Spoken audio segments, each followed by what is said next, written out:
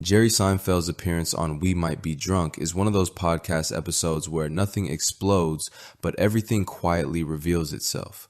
On paper, it's just Seinfeld chopping it up with Mark Norman and Sam Morril, two comics who are sharp, modern, and very much of the moment. In practice, it becomes a gentle cultural collision between old-school precision comedy and the newer, shock-curious corners of the stand-up ecosystem. Throughout the episode, Seinfeld does what he's always done best: talk about comedy like it's a craft, not a battlefield.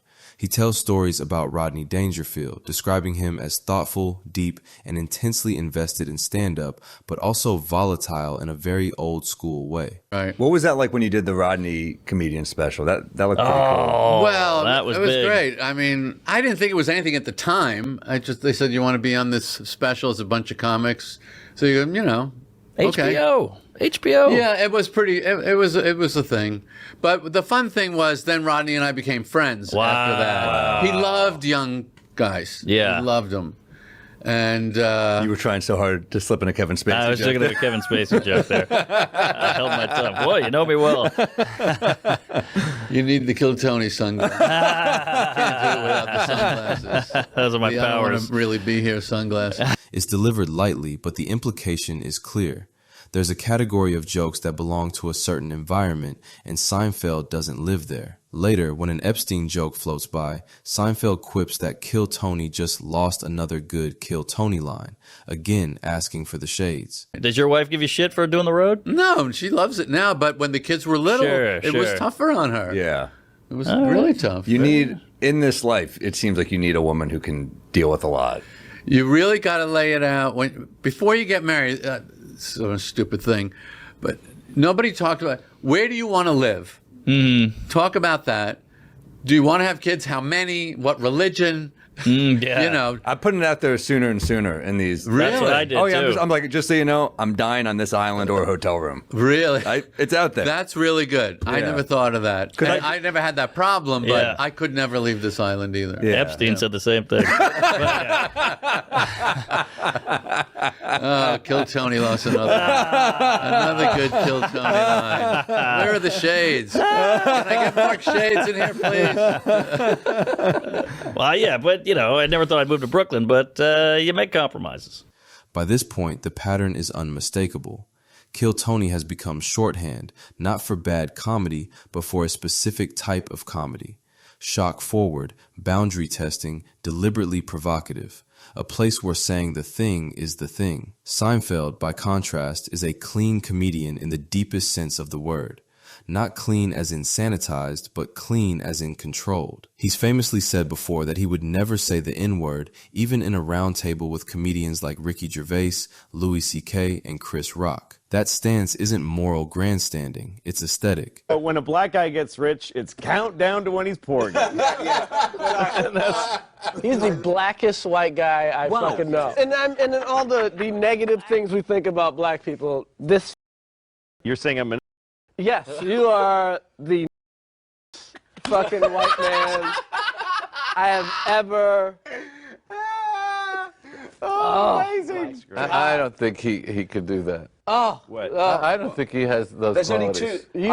I mean... That I'm No, not- you don't even understand. Really? You don't really know him like... I've worked with him. No, like your bit about... I wouldn't use it anywhere. No, exactly. These two We use say that on stage. You guys don't. That's an That's interesting the two difference. teams That's here. the difference between That's right.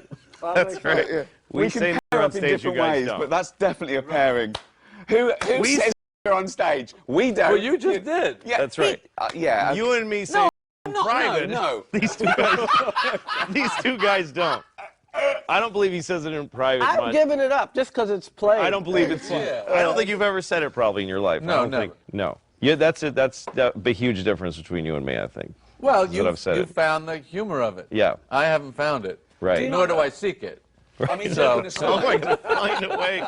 Find a way. Can I squeeze some You know what, comedy though? out Jerry, bigger? all of a sudden having a great bit would be pretty amazing. Yeah, it would It would be amazing. Oh, it'd be I know amazing. because he retired it. Yeah. He retired it. No, he in did. '96. Yeah. I'm done with it. Yeah. Anytime you come even close to cursing, people, ooh, shit.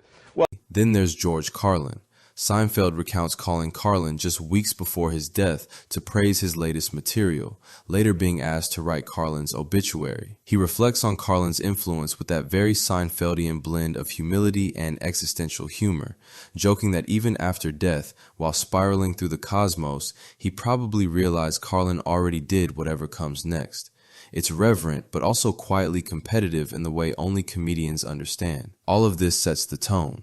Seinfeld isn't here to posture. He's here to talk about comedy as a lifelong discipline, one that rewards restraint, timing, and judgment, which is exactly why the Kill Tony moments land the way they do. They gotta get But no I respect. talked to Carlin like 2 weeks before he passed. Oh yeah. Yeah, he had just done the special. Yes. And I called him to tell him how great it was. It was a great one, that last Yeah. one. It was great. And then the Times, when he passed, the Times asked me to write the obit in the opinion page. And I did. It was really exciting. I was so excited to be asked to do that. Sure.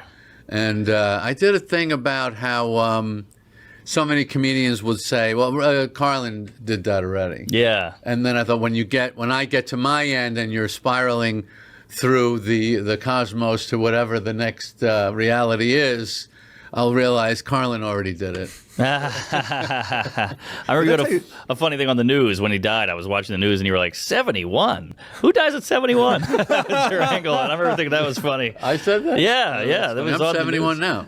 Whoa. You're very healthy for a comedian. For Seinfeld, the joke has to survive without the voltage of taboo.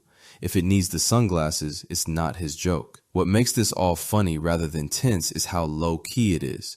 There's no rant, no condemnation, just a quiet delineation of borders. Seinfeld isn't saying Kill Tony is bad. He's saying it's not his house, and he doesn't borrow furniture from rooms he doesn't live in. Even when the conversation drifts into personal life, marriage, compromise, moving to Brooklyn, touring, guilt about not taking weekdays off, it reinforces the same worldview. Expectations should be laid out early. Choices have consequences. You decide what kind of life you're building and accept the trade-offs. Comedy, for Seinfeld, works the same way.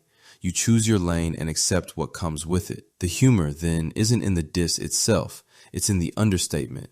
Seinfeld doesn't need to critique shock comedy directly. He just jokes that he needs special equipment to even attempt it. And in doing so, he accidentally sketches a map of modern stand-up. Different rooms, different rules, different powers. If Kill Tony is about swinging for the fence and seeing what survives, Seinfeld is still polishing the bat. Both approaches exist. Both have audiences.